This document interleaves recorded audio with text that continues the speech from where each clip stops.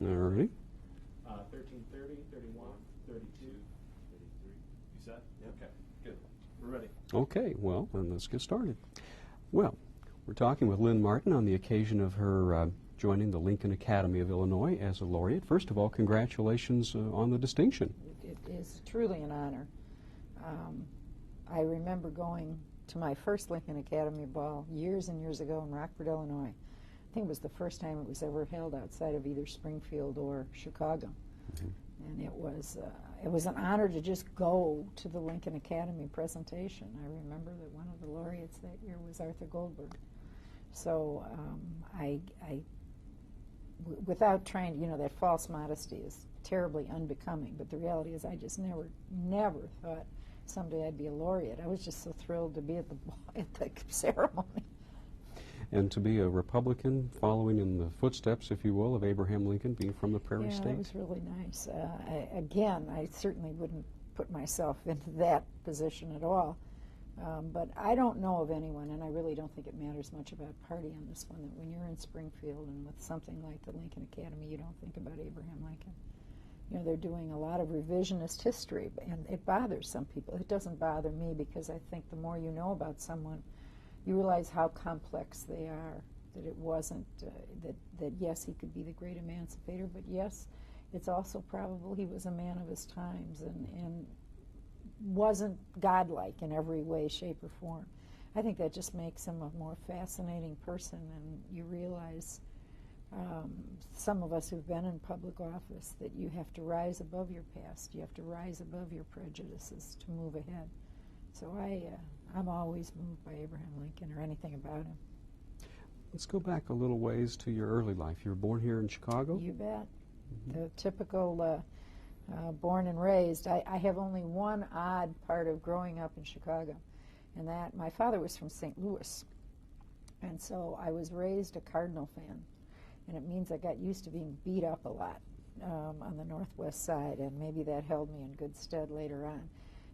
As every good politician should do, though, I became a Cub fan, and also, and this one's a little harder, I also like going to Sox games. So I realize that makes me totally non-pure in everyone's eyes. I'm suspect.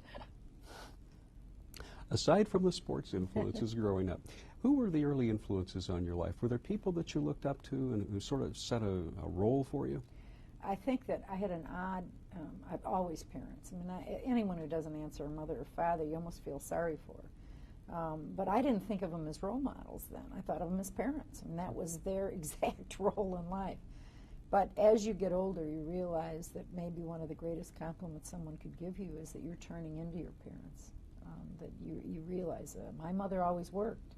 That's very unusual. So I grew up thinking it was perfectly all right for a woman to work. My father took me into, he was the controller at Frederick Post. I know today with everything kids get to do, I went in with him on Saturday mornings to the Frederick Post Company, which was at Avondale and Addison, and played with adding machines. No one probably even knows what those are anymore, but I thought they were fascinating. So I never knew that girls weren't supposed to like numbers. I don't think they did it because, they read some book about preparing a daughter for leadership. It was just, that's what, especially my father was the baby of the family, and by golly, I could do all that. But because my mother worked, after school, I went to Immaculate Conception.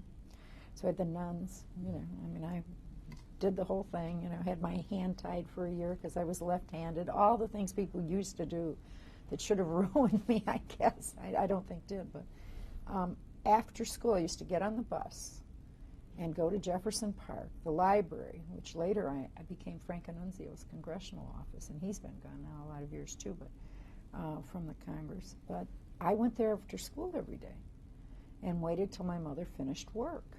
Today, I'm not sure that somebody would say that isn't child abuse. Not only was it not child abuse, that meant I read all of the time. And so one of the gifts my parents gave me was that time and, in effect, the kind of trust. You will sit there, you will read. Oh, okay. You didn't say, no, I'm not going to do that. You went to the University of Illinois? I ended up at the University of Illinois. I was supposed to go to the University of Chicago, which is, of course, a great university. And at the time was very intellectually stimulating, and it scared me to death. I wanted to party a little more than that. You're not supposed to say things like that, but it's true. I wanted to go to football games. My father had always wanted me to go to Illinois, which meant since I was 16, I didn't want to go. I mean, obviously, I don't want to go where he wants me to go. And I took, I went down there once and just fell in love with it and ended up at the U of I. Went into teaching? It's all you could do then, really. I mean, if you were a woman and you were fairly good in science, you became a nurse. If you liked children, you became an elementary school teacher. And if your major was 18th century English literature, you became a teacher. When you went into teaching, where did you initially teach? I started, I always taught in Rockford. By then I was living in Rockford.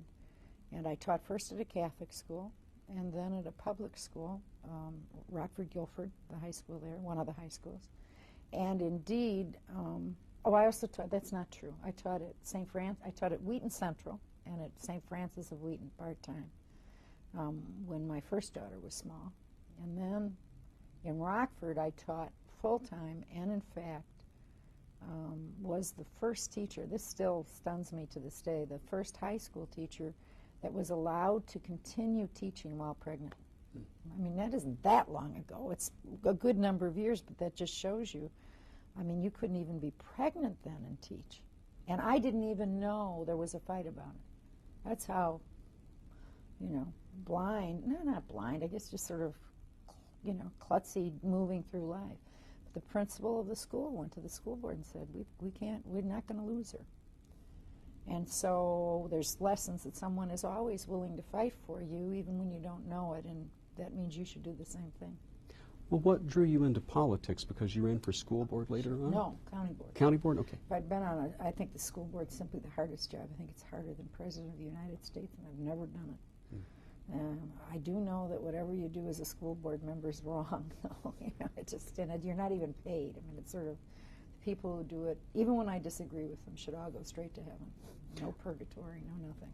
Well, I've done it with kind of a lay board in Carbondale. It's it's an interesting experience. I mean, just put your head underwater. It's easier, to breathe, I think.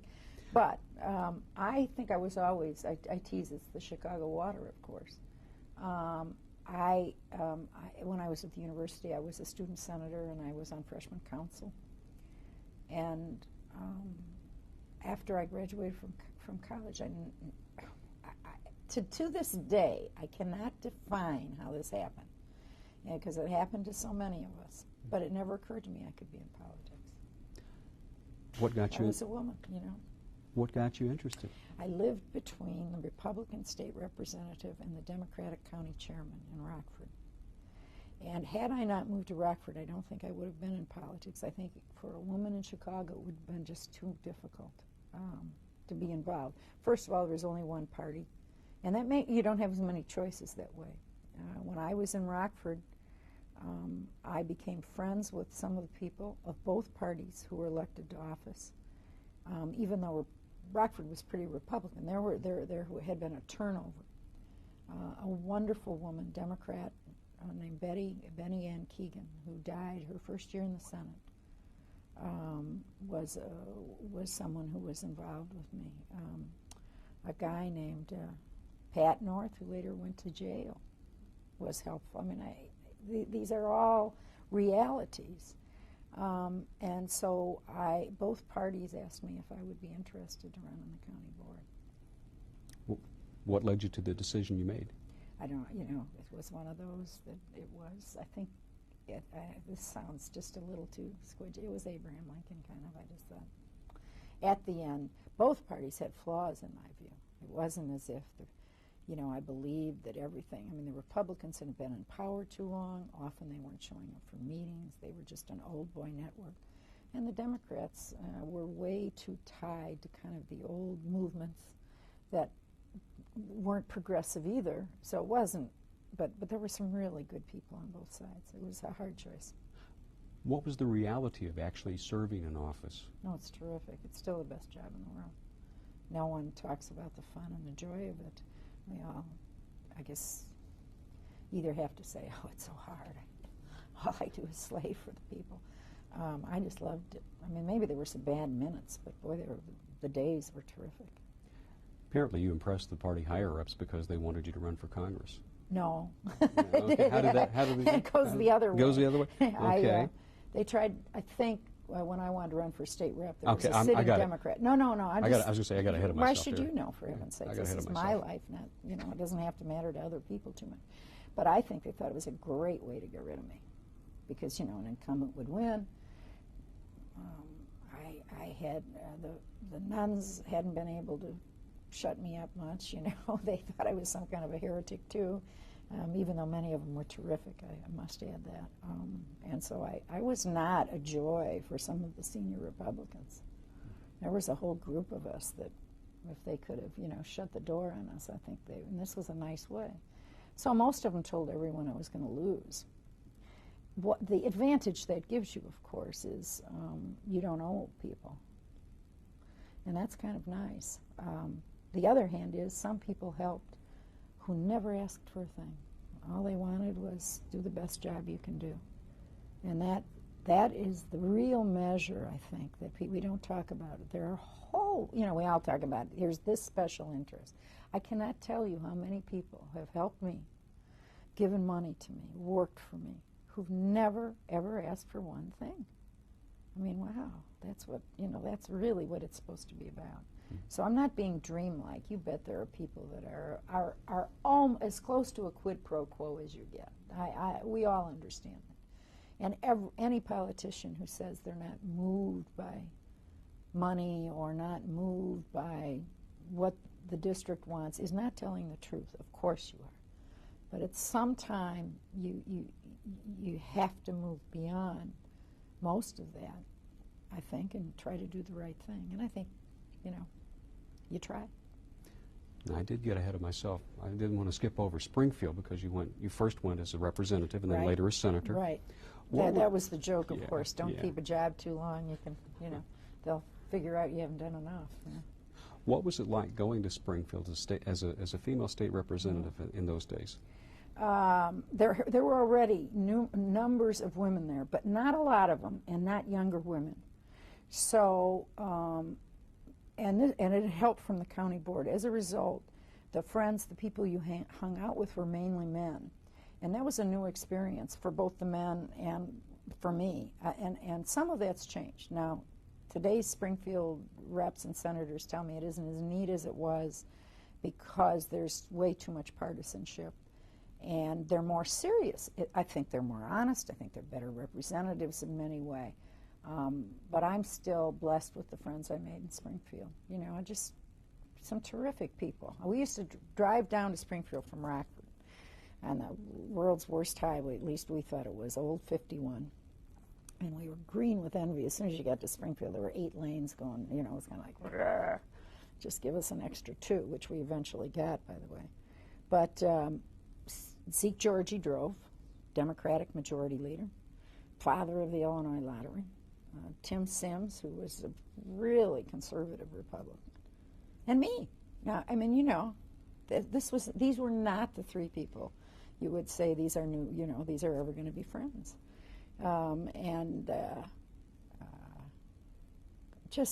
I learned so much from both of them.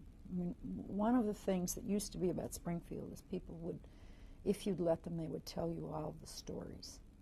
And boy, was that helpful. Because I just wouldn't have known anything. It's amazing going back now. I've covered the legislature for public TV for about 10 years now, and the stuff that I've heard over the years now, I'm starting to finally get some of the context for it. It's a fantastic place. It is. It's I will confess, and this probably has something to do with being part Irish and being from Chicago. I love the stories.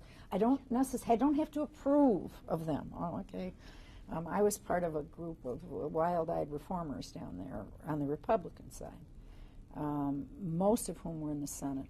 Prescott Bloom, who later died in an incredibly tragic fire. Roger Summer, who became a judge. Brad Glass, who's just a wonderful legislator. Bill, the Walsh brothers, Dick Walsh, who's a great attorney in Chicago. And yet at the same time, there was an aisle-reaching. Phil Rock was then president of the Senate, an excellent legislator. I don't always agree with Phil, but I like him a great deal. He's probably generally used as the person most qualified to be governor who never got to be. I mean, I think there's sort of a constant to that. So there were other Democrats who, but these are now names of the past. We all understand that. But having that, since I was in a minority, since I was a woman, was very helpful. I mean, I know I'm smart enough to do these things, but you can't do them without context and without help, and I had a lot of it. What were the issues you worked for hardest in Springfield? One was an accident. I passed the first, small as it was, merit selection of judges bill, and it passed because no one suspected I could pass it. It truly was one of those things. I was a freshman in the House, which gained me the enduring support of the Tribune, I think, in an odd way. You know, I mean, they just really thought this was lovely. But I worked on appropriations issues. It was very deliberate. Money was where there was power and the ability to move things, and few women had it. And so from the start, I thought I'm going to be involved in the appropriations process. As a freshman, I had seconded George Ryan for leader, and that did not hurt either. So there were a lot of things that, because he was elected, and I brought some votes with, and that was very helpful. So that, again, if things go the other way, you can end up, you have to be willing to do some of the things, but a little luck never hurt. Tell me about George Ryan as a leader, because I've covered him as governor and secretary. Have you? Yes. I was only there for 2 years. He was minority leader. I never served with him as speaker, which would be much more indicative of what he was like. You know, I think he was from Kankakee, is from Kankakee. You know, he put me on great committee. I can remember that. And George and I, he had not really worked with women either. I mean, he comes from a different generation. So that was, we had George and I would both tell you, we've had our disagreements. And both of us don't back off, perhaps as often as we should. And from that, we've become friends. So I have great respect for George Ryan. I think he was a good speaker, and I think he's one of the more interesting. I think watching him now, as he does some of these issues, especially in the death penalty and in other areas, I'm watching an evolving human being. We were just talking yesterday, or actually day before, with Scott Turow, and he's on Ryan's committee on this. I bet Scott said about the same thing. Yeah, he said Scott's a lifelong Democrat, sure. But he's saying, this is a guy I admire because of the moral stand he's taking here. He's not sure about this whole thing. Right. The hardest thing it's much easier, believe it or not, for a politician to say, I mean, you don't lose that many people by it. Admitting you don't know or are unsure is an extraordinarily difficult thing, and I think there's some gender involved with that. I mean, I tended to say I don't know more than some of my colleagues did, which always shocked them. Didn't know. It was no big deal. You know, it was sort of the old asking for directions joke. I ask for directions to go around the block. I get lost so quickly. I mean, you know, my colleagues, it was just, we'll figure out how to get there. So maybe there's some gender involved in that. And so I think you see a governor saying, I'm not sure, I don't know. And I will tell you that the death penalty was voted on. It's the single hardest vote I have ever cast as a member of any legislative body. We returned it in Illinois. It is the only time I've ever stayed up all night before a vote, read, prayed, did everything you've ever thought you might do.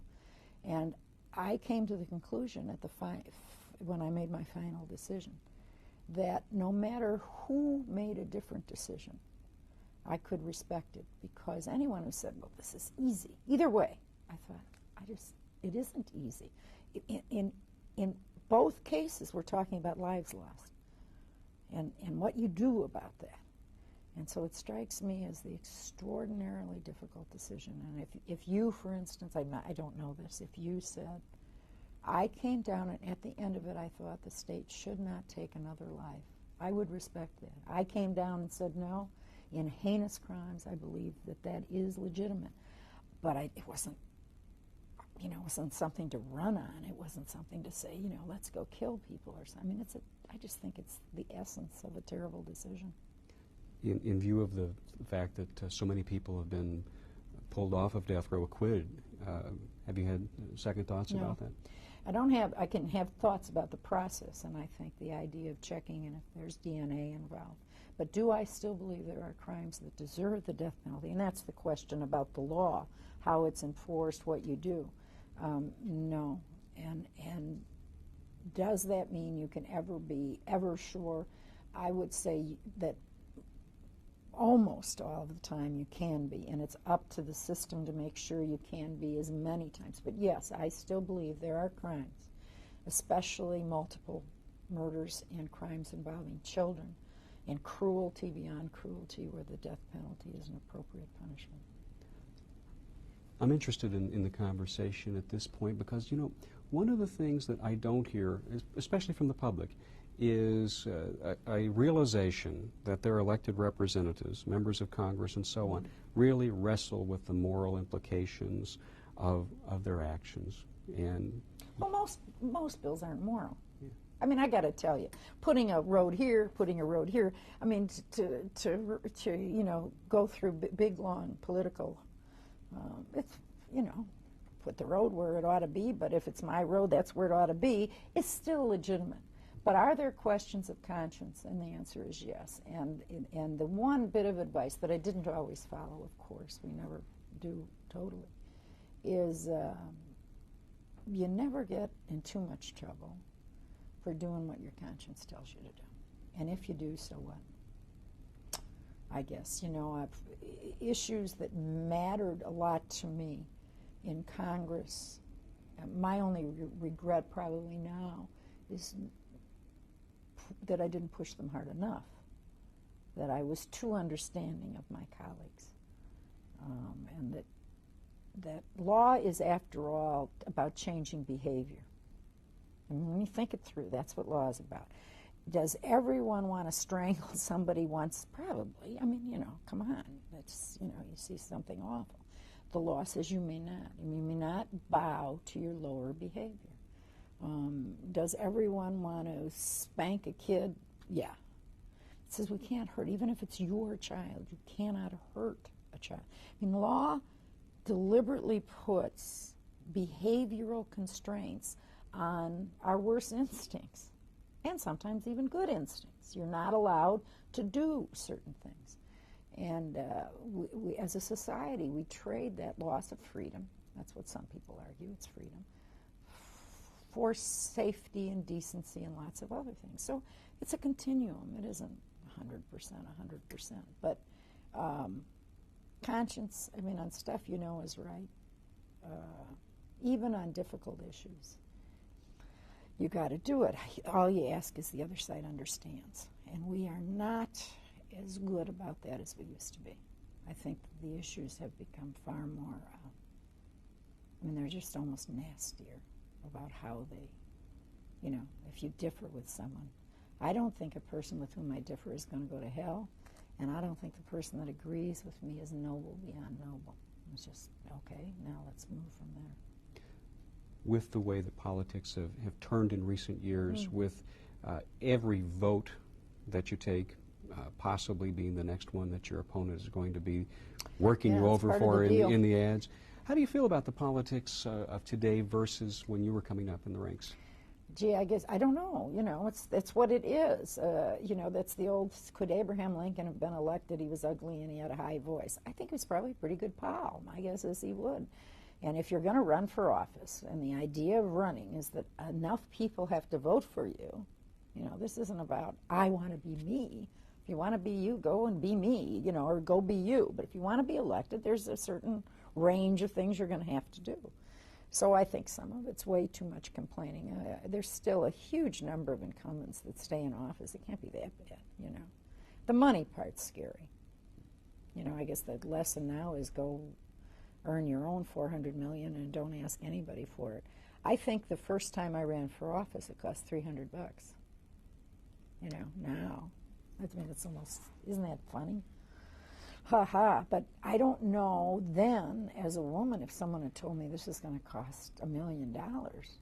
When I raised more money for the federal race than I think anyone had done in that district before. I had to get through a primary and a general. And even that, I'd have to check, but I think it was under, for both that huge primary and the huge general, was under $500,000, which is now just sort of chump change, I guess. I don't know how I'd handle that.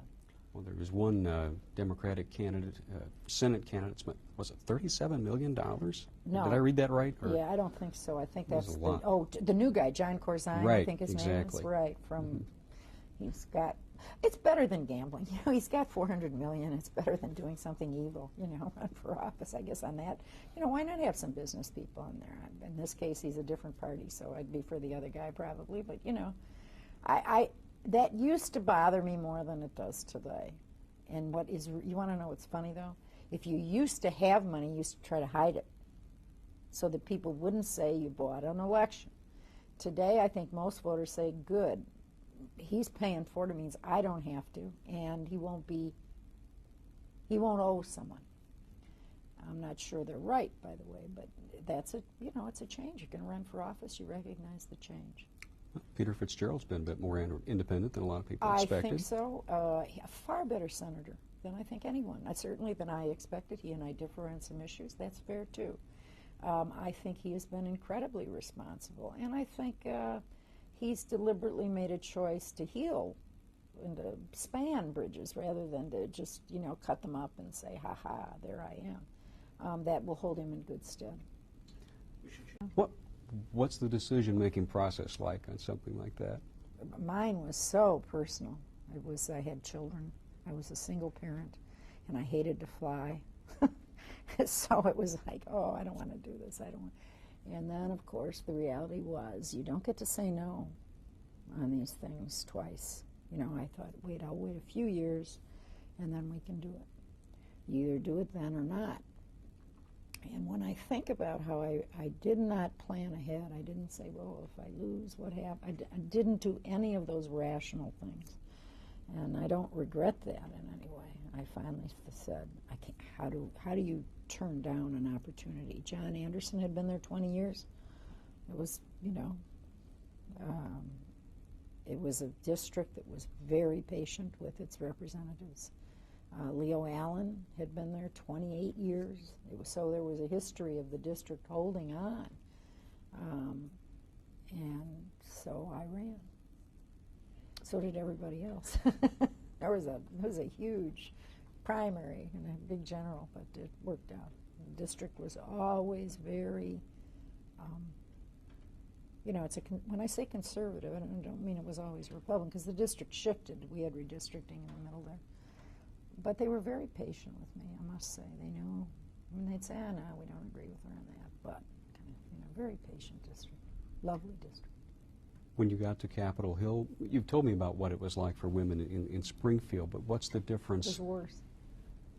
Part of the problem on Capitol Hill was that you didn't get to know fellow members. You got to know your staff.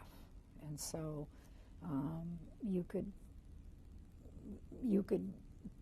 try to use all sorts of things with fellow members, but if you're not meeting with them or anything else, and you're in the minority and you're a freshman and you're a woman, it was, you know, they used to not even let me in, literally not let me in the floor. Who do you work for? You know, why are you coming to the floor? That's what the ducks would say, or standing outside. And it took another male member to tell them to stop that, because they knew who I was. That was their job, to know new members. Who was that? The doorman. Yeah. Oh, okay. And I think now I was very polite. I would have been beautifully raised and would actually try to explain. I mean, you know, that's pretty foolish stuff. I don't really regret that, I suppose. It's just not done today, and I think it just saves. That's just so much trash. You know, I mean, it's just such a waste of time for people who have lots better things to do. you know, they used to sit there with cigars and the whole thing. Now, none of that would be allowed, and it wasn't very secure. We didn't need to be. So there were the pluses of it. And some of them grew to be my friends, the ducks. But for a while, they would sure quack, and I would just go toddling away. Despite all that, you won a position on the House Budget Committee early on. I voted for the leader. I just, you know, the leader was from Illinois, Bob Micah, one of the nicest human beings ever. And I was the only freshman from Illinois. Guess what? Did my gender help? No. Did it hurt? No, not in that particular. What helped was I was from Illinois. And if I had been from somewhere else, I might have been on, you know, I don't know, some committee that wouldn't have been as relevant. It was also important because Ronald Reagan's budget director, remember the Democrats controlled the House, so the only way to get, they couldn't use the appropriations process. But the budget, you could get a vote on the floor. So for the first time, the Budget Committee, which was a stepchild, I mean, no one liked it because it interfered with what was already there. The Budget Committee was used for substantive change, and you could argue that was a misuse of the process, but it was, of course, a very political use of the only process available to the minority party and to the White House. Somebody, not I certainly, had been smart enough to figure it out. So without having, you know, not because I had planned so carefully, I became an integral part as a freshman of the changes, and that shouldn't have happened for about 8 years. So, you know, again, it was I also liked, it turns out I liked the process and I liked doing it. But I don't think any normal human being doesn't understand it. And they ought not. It's not a budget process really like at home at all. It isn't, you know, here's the rent, here's the mortgage payment, here's the food, here's how much we have. That's not what it's like at all. But it purports to be like that anyway. You went on to break some ground by becoming the vice chair of the House Republican Conference, an elected position, the first woman to do that. Right. Either party. The others were appointed. How did you do that, given the milieu you were talking about? I was fairly good a politician. I wasn't good enough, I think, in the end, to do some of the other things that needed to be done. Because it's very hard. You get very tired, I must say. The woman thing, you know, after a while, you just think, oh, give me a break here. But the reality is, I'm sure many people would say, well, you wouldn't have gotten it if you weren't a woman. But there's a lot you don't get. It just, you know, you're not going to do some of the same things, and there's always the question. We still, in either house, whether it's in Washington, whether it's the House or the Senate, have no women that are in the top spots. It's a tough row, you know. Well, we do soon because there's so many talented people. I mean, the idea, there are no blacks either, you know, it's no minorities. So it's kind of it's still pretty, it's difficult. I will not tell you it's easy, it's difficult. But then there's a lot of men that don't make it either for other reasons. But it's, you know, it's helpful to your district and to your state and to yourself to have some of that. Otherwise, you have to depend on seniority. There's a lot of House leaders that are there only because they've been there 25 years, and you have to accept that mentally, that that's going to be part, you know, and that's why so many House members run for the Senate. They just don't want to wait that long. How do you represent the interests of an area like Rockford in Washington, D.C.? What are the things that you're hearing from constituents about what they want to have done, and then the issues that hit you at the gut level? Well, first of all, it wasn't just Rockford. It was Rockford to the Mississippi, so it's about 60% agricultural, which I mean, come on, I was raised here. And in fact, one of the things I remember is everybody was always telling that district that their fathers were farmers and that they knew everything and they would help. And I used to say, look, I don't know anything about it. I'm not going to ever go on the agriculture committee. That's, you better know that. But that gives you an incredible opportunity because I probably will do exactly what you tell me. You know, I mean, I'm not going to spend my life learning agriculture policy because it is too complex, and I'm not going to, you know more than I do. So it was rather interesting. I took, you know, I learned some things, but if you know, if you have someone that can understand milk marketing orders, I assure you that person can figure out a way to define quarks. It is that arcane. And that was just not an area that held my interest. In the district, as I say, was probably because I didn't lie to them, and probably because I did listen to the farmers of the district. I had an ag committee that was dynamite. Boy, they were so good on issues. You just listen and talk, and you have much freedom to do what you want. You really do. And on issues of conscience, don't vary much. It just once in a while. And there would be aberrant things. It would suddenly, one of the things, it wasn't aberrant, but I remember I had a whole group of people really interested in the gold standard. You know, I was a former history teacher, you know, that was 1913. But they really meant it. They thought it was constitutionally that they had made an enormous mistake. And was I going to be with them? And the answer is no, but you have to respect that that's what they cared about that much. And it's a lot easier to give a woofy answer than yes or no. What about the issues that you felt like, hey, I'm here, I think I've got something here, and I think I ought to go with it? Yeah, well, some were very interest-driven in the sense of the district.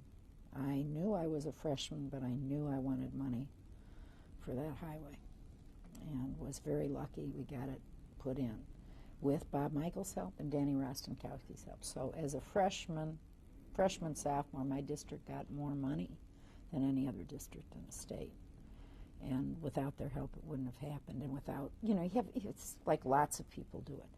So I slid in and out of the Public Works Committee to get that done. I was on that briefly. I cared about the budget. I cared desperately about the plight, and I use that word, of women and minorities. And I get better and better at that. Without being too holier than thou. But it was the Congress, at the time I was there, exempted itself from all rules. That just drove me wild. That's sort of the height of hypocrisy. I also worked on things the district would never know of. We almost got through. And at the last minute it fell apart, and you have to get used to that after 2 years of work. A total rule change for the Congress that would have put us about 10 years ahead of where they are even today. Almost got it done. And at the end, a couple of the old chairmen, the old bulls, just said, ooh, good idea, we want our input. And then you knew it was over. This had to be done from people who were not as threatening as that. So it was, I think I was a personal legislator. And I think I had one of the best offices. We were very, very responsive, and I say we because not the royal we, the office, to what the people needed. And you heard stories, but just, you know, if you could help. One of the things, and I don't know today, but it used to drive, you know, the opposite of what people think. People can feel one way about immigration, but I will tell you for a number of years the immigration office was so dreadful to human beings. They treated them with so little respect that you wanted to shut them down. Now that's sort of the opposite. So on one hand, you could say, well, I think we have a perfect right to limit and have limiting legislation on who we're going to let in, when, how. A country has that right. Then you can argue about the differences within that. But to see government treat people as less than I mean, they would. This office down here used to. It still infuriates me to this day. You know, people would line up at 7 o'clock, and they'd see people with babies and try, you know, I mean, the whole thing. And they would just shut the window. They knew those people were never going to get waited on. Why couldn't you say to somebody, look, we'll give you a number. You know, you can come back tomorrow. No. And I just, that kind of attitude, if and I think that's if you're in leadership, you can begin to squeeze on that. That's very, I mean, you do those kinds of things. It isn't for you. I never needed to go to an immigration office, for heaven's sakes. And at the same time, to try to help some of the people who work for government. I came from here, I'm trying to cut it like crazy.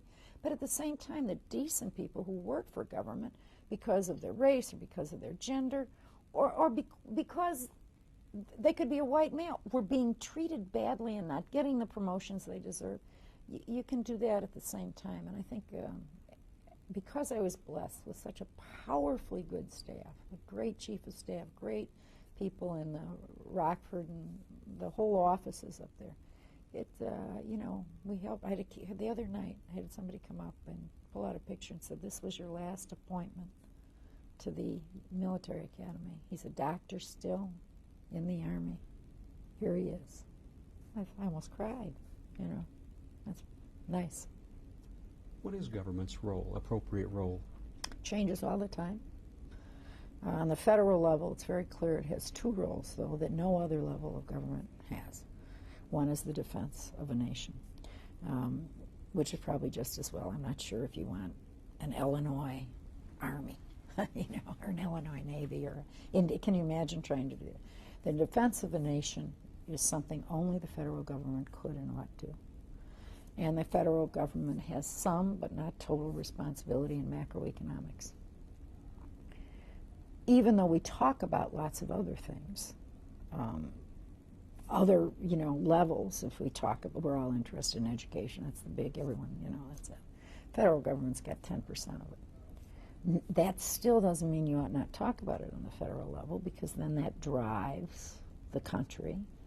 And it is Teddy Roosevelt, one of the great presidents, a bully pulpit. And so, but the reality is, of course, that most spending decisions for education are going to be made on the state and the local level.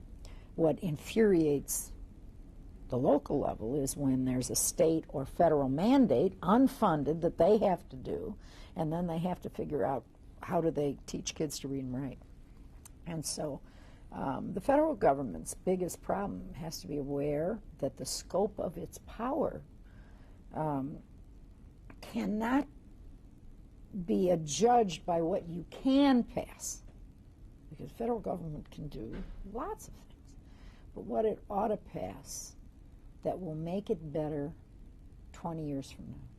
One of the things that all of us have become more aware of that we never were, because we live longer now, I guess, the laws of unintended consequences. Sometimes the most well-meaning laws in 10 to 12 years turn out to have not just opposite effects, but some deleterious effects. And it's very difficult to undo law. But you don't get the front page of a paper or an interview or a vote generally for voting no. You get it for introducing a bill. That's the headline. So it's a really interesting mix. I'll introduce a bill to make sure your life's perfect. Hey, good plan. We're for that. However, even if I pass the bill, do you really think it's going to make your life perfect? And what if my great idea for the year 2000 turns out to be a bummer in 2004, and you come back and say, well, look, thank you for passing my perfect life bill. Now I need this. And they say, can't do that. It's there. We now have case law that supports it. We now have 15 states that we're fining for not sorry, it's over. So it's that use of power, the judicious use of power. It looked as though you were safe in a congressional district there for a good long time. I was. But you saw an opportunity for Senate? I guess part of that was, when I say gender, women are supposedly risk averse, and I obviously hadn't read that part of the book. My family was not thrilled with the idea. I said, no, you've got to try it. I did not run a good campaign, although I don't think I could have run a great campaign, and that wouldn't have made a particular difference in one sense, because not one challenger won that year anywhere in the country. On the other hand, Paul Simon quite rightfully says that I owe him big time, because if he hadn't beat me, I wouldn't have been in the Cabinet of the United States, which was a step up from the Senate. So I tell him I owe him. I do.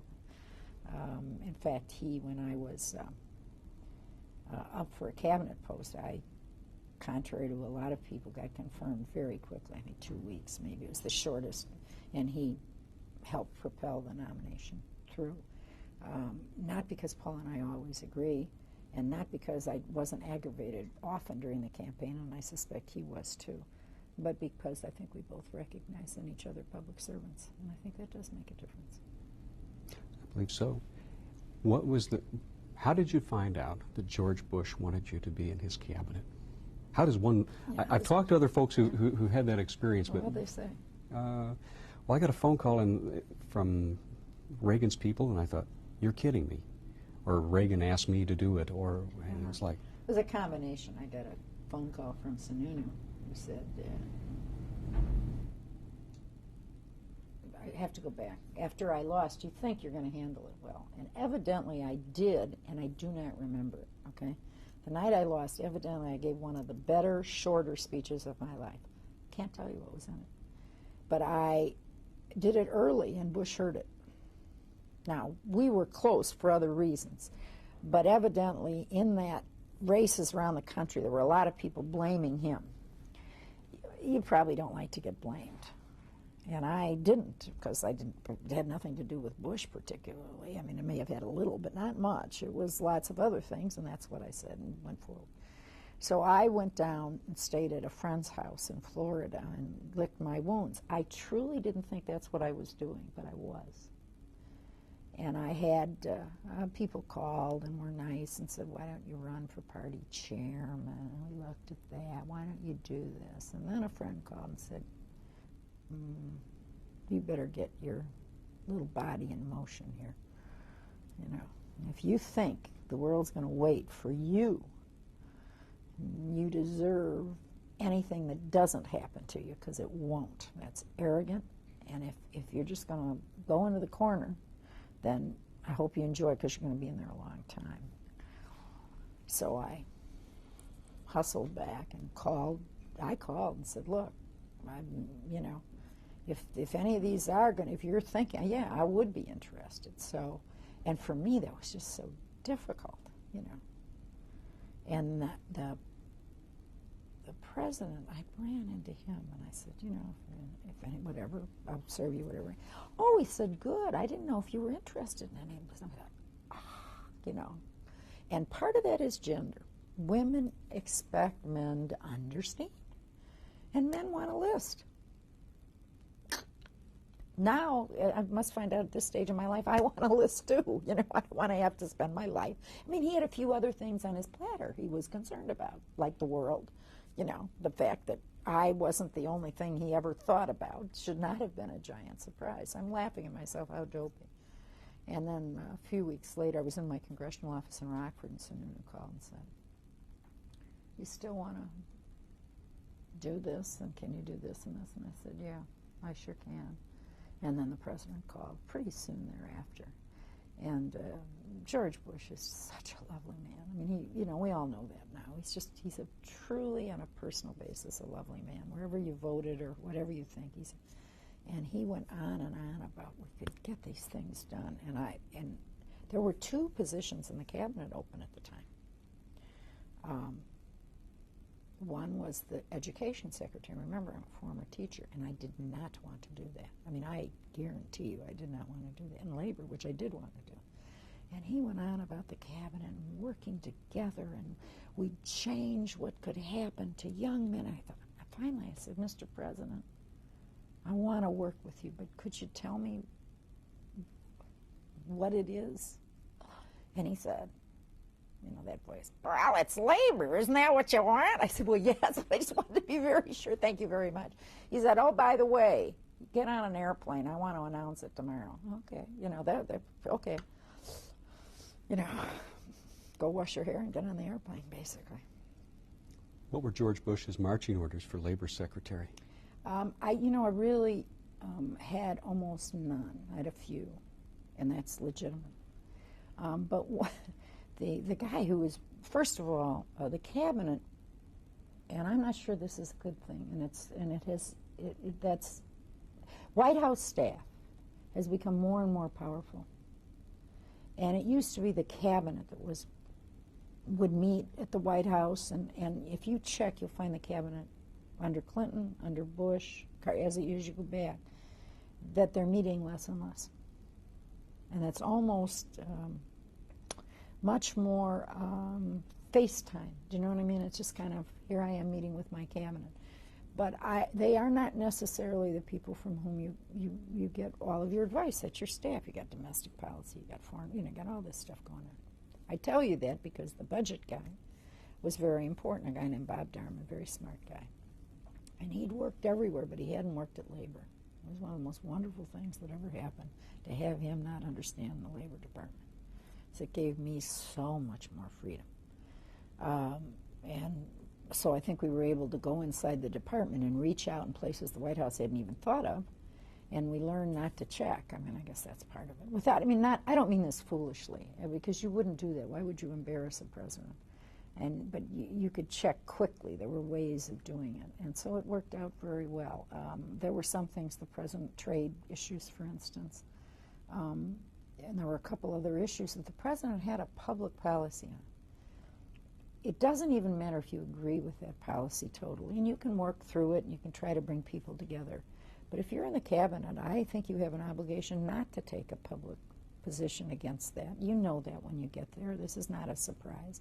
And if it's something that is so important to you, you know, that this is yourself, then you have to either resign or not take the job. And then there were none of those issues that were issues, you know. I didn't agree with the White House on a lot of things. But he was the guy elected, you know, and so you try to push and shove and move. It's a different thing, and sometimes that's hard for people to understand. Had there been a difference in something so fundamental, then, for instance, he and I disagreed on abortion, but that wasn't part of the labor portfolio. Everybody knew. I mean, I had a voting record. He had a voting record. I wasn't going to change me or him, you know. On the other hand, had there been something in the portfolio that, you know, at some point, I think part of you always has to say, if I had to, I would resign. I wasn't there very long, so it was not that. Nothing ever came up of that magnitude. Where were the areas where you felt like you could really make some differences? Within the department, which was kind of hidebound, moving it. I think for the first time, bringing the issues of the glass ceiling, how people were actually being that if you believed in merit, this wasn't about put women first, put African Americans. This was like letting them walk on the path, for heaven's sakes. All the things people claimed they were for, it turns out they weren't doing. I think we also tried to work with businesses in environmental and safety areas that were willing to do more, sort of giving them a 5-year plan, which was very hard for some of the old-timers to understand. That working together didn't mean we weren't going to go after people who weren't doing what they ought to do.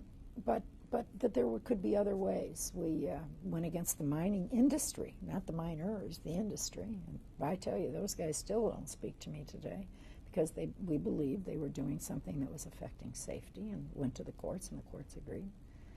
I think we did some awfully good stuff in the beginnings of what we're still trying to get done, the kind of pension reform. That means as people change jobs, they can carry stuff with them in this new kind of society.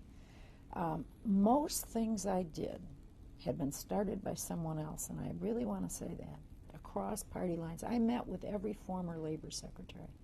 I had them all come in individually to tell me what they did right and wrong to help me, because there's always so many people smarter than one. Why not use them? And most of them told me no one had ever done that before, which was kind of interesting, I thought.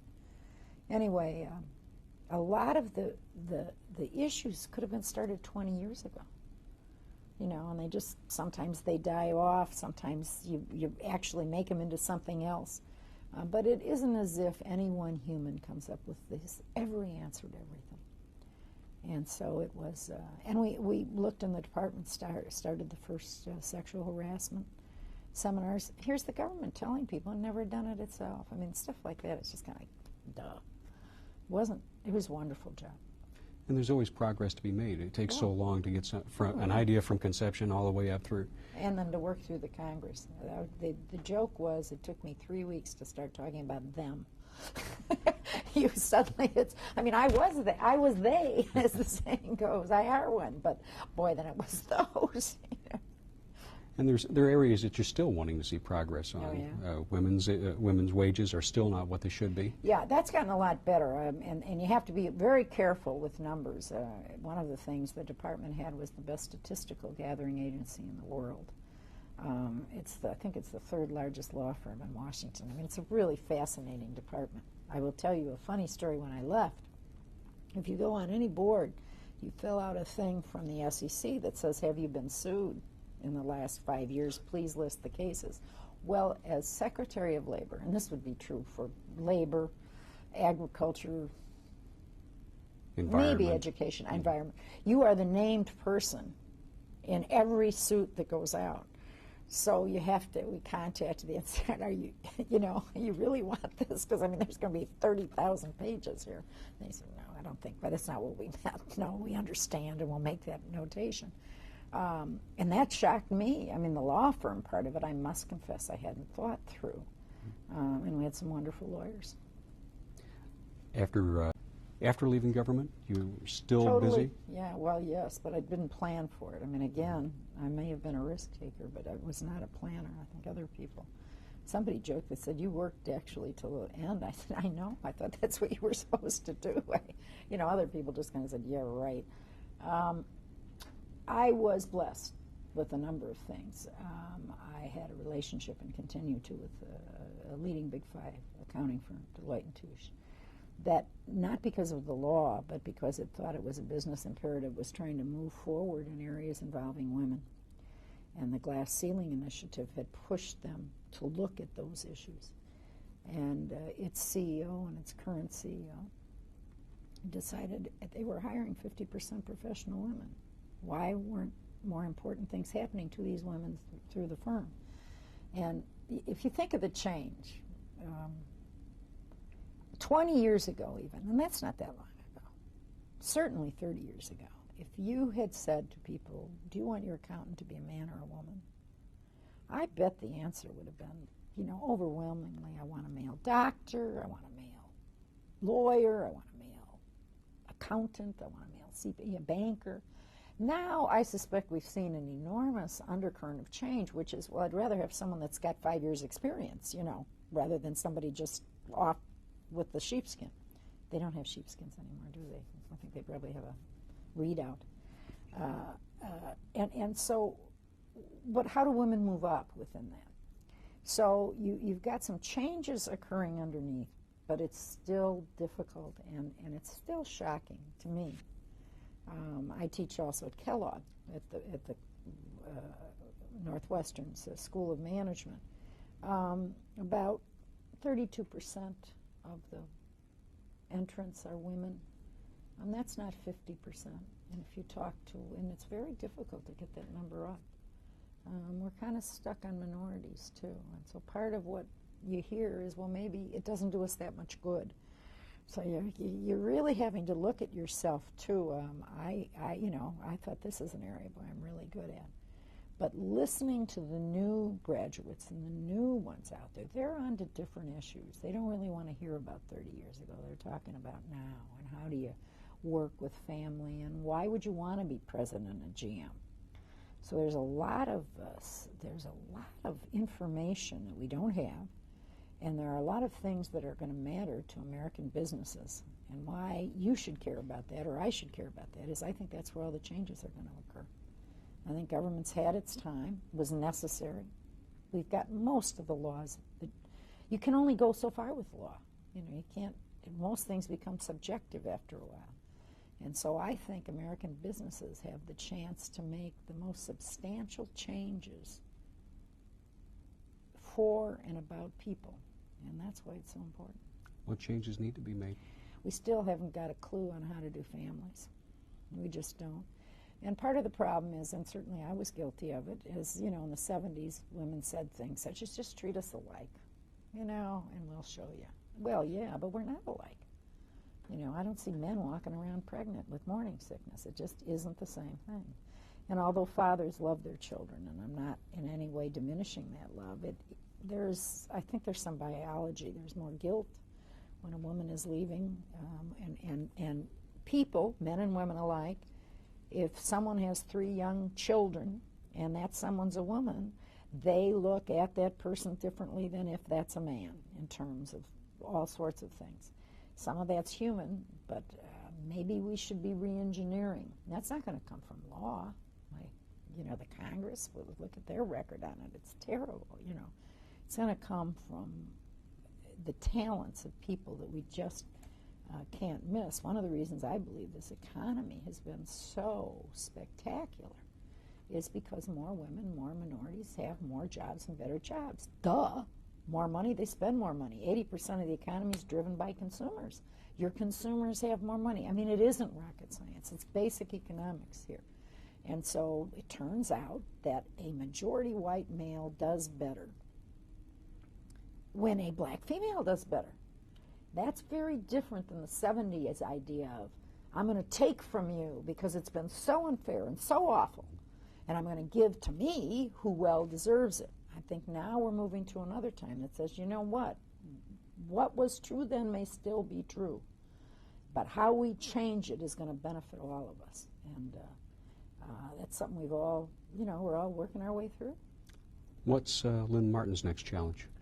Oh boy, I still try getting through the day. I'm not joking. I mean, I'm not as forward a thinker, but I'm blessed with a pretty big family, 2 children, 5 stepchildren, 11 grandchildren. Trying to run all of their lives is very difficult, and they don't appreciate it nearly enough. As a control person, I could do it so much better than they. It would just, let me do it all. Making sure that we don't go backwards. I worry about that more than I thought I would. And still saying that if I told you at the beginning I had terrific parents. I've had a great education. Heavens to Betsy, I've had the highest things that can happen to a person.